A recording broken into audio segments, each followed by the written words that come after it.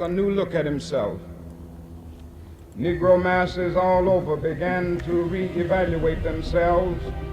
The Negro came to feel that he was somebody.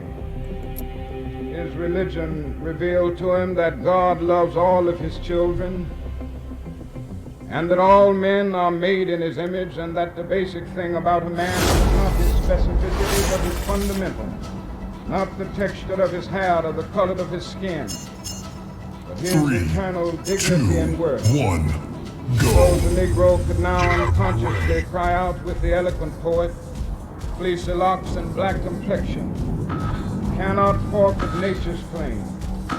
Skin may differ, but affection dwells in black and white the same.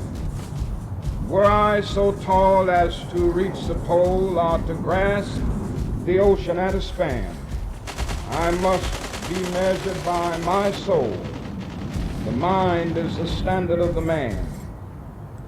With this new sense of dignity and this new sense of self-respect, a new Negro came into being, the determination to suffer, to struggle, to sacrifice in order to be free. So in a real sense, we've come a long, long way since 1619. The Negro has come a long, long way in re-evaluating his own intrinsic worth. But not only has the Negro come a long, long way in re-evaluating his own intrinsic worth, we're to be true to the facts, we must admit that the whole nation has come a long, long way in extending the frontiers of civil rights. 50 years ago, and even 25 years ago, a year hardly passed when numerous Negroes were not brutally lynched by some vicious mob in the South. But lynchings have about ceased today. This reveals that we've made some strides.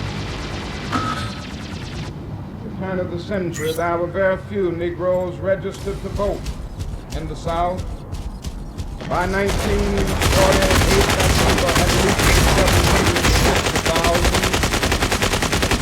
By 1960, that number had leaped to 1,200,000. It is still going up in spite of opposition.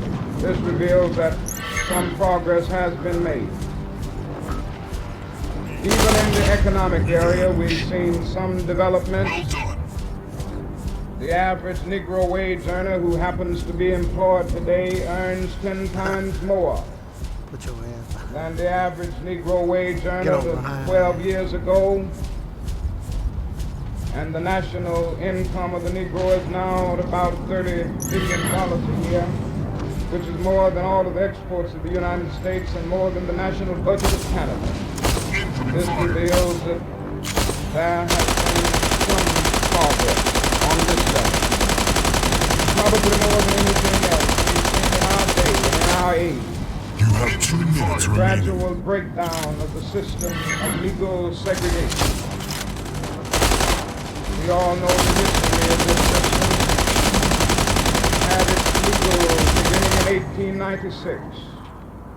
And the Supreme Court of the nation rendered what was known as the Plessy versus Ferguson decision, establishing the doctrine of separate but equal as the law of the land.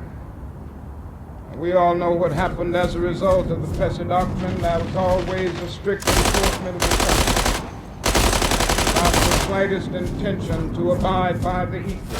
You have The 1 Negro minute. ended up being the official nagging injustice.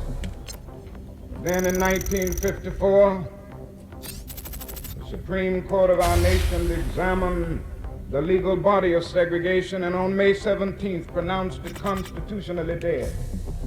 It said in substance that the old Plessy doctrine must go, that separate facilities are inherently unequal, and that to segregate a child on the basis of his race